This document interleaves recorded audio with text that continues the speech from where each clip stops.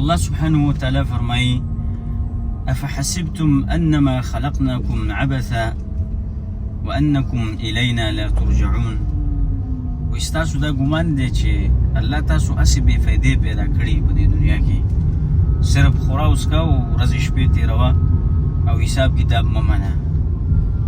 یعنې ورځې شپې په تا تېرېږي، عمر د باندې تېرېږي او ستا دې خبرې ته سوچ نه راځي چې الله زه د څه لپاره پیدا کړی یم، زما وجود زما ژوند په دې دنیا کې د څه مقصد دپاره دی.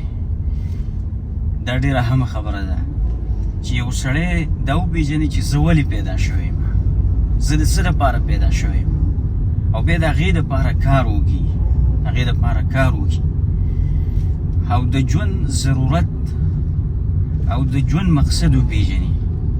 ګوره یو د ژوند ضرورت دی او یو د ژوند مقصد دی. مثلا د رزق پیدا کول دا د ژوند ضرورت دی، واده کول دا د ژوند ضرورت دی، او د ژوند مقصد هغه د الله بندگی ده، الله ته ځان نږدې کول دي. وما خلقت الجن والانس الا ليعبدون.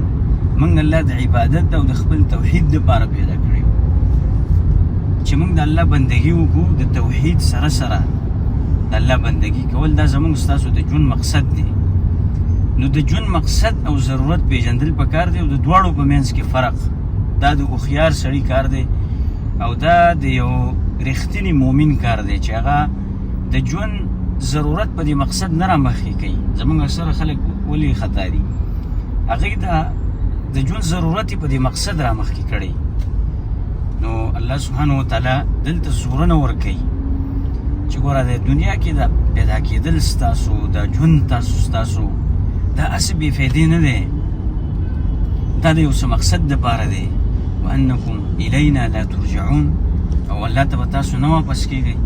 دا ګمان هم خطا دی چې ډېر خلک په دې دنیا کې اوسېږي، داسې ژوند کوي ته به وایې چې دې دنیا کې دته بل ژوند میلاویږي چېرته. نو دغه ژوند دی دا چې دا ورځې شپې لاړې بیا نه راځي، دا وخت چې لاړې بیا ته واپس نه راځي.